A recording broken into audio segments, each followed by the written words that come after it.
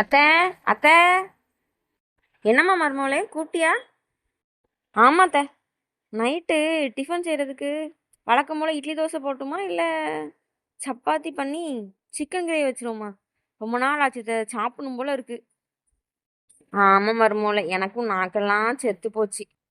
ஒரு நாளைக்கு கொஞ்சம் கறி கறி தின்னா நல்லா தான் இருக்கும். சரி நம்ம செய்வோம். சரி அத்தை, அப்போ நான் இவளுக்கு ஃபோன் பண்ணி சிக்கன் எட்ட சொல்லிடுறேன். சரிம்மா, சிக்கன் சொல்லு சொல்லு. சிக்கன் ஒன்று எப்படா சாப்பிடணும் போல இருக்கு. ஏம்மா வா இங்க நீ. வயசான காலத்துல இப்போ உனக்கு சிக்கன் நைட்டு தேவையா?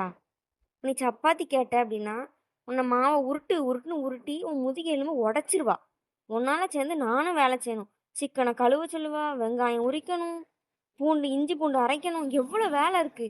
அவ செய்வான்னு நினைச்சிட்டு இருக்கியா? போமா, உன் ஆசைன்னா உனக்கு ஹோட்டல்ல வாங்கி நாளைக்கு போய் தின்னு. இன்னைக்கு வேண்டான்னு சொல்லிடு. ரெண்டு சப்பாத்தி சாப்பிட்றதுக்கு நான் முதுகெலும்பெல்லாம் தேஞ்சு போயிடும். எம்மா என் மோளே, நல்ல விலம்மா சொன்னேன்.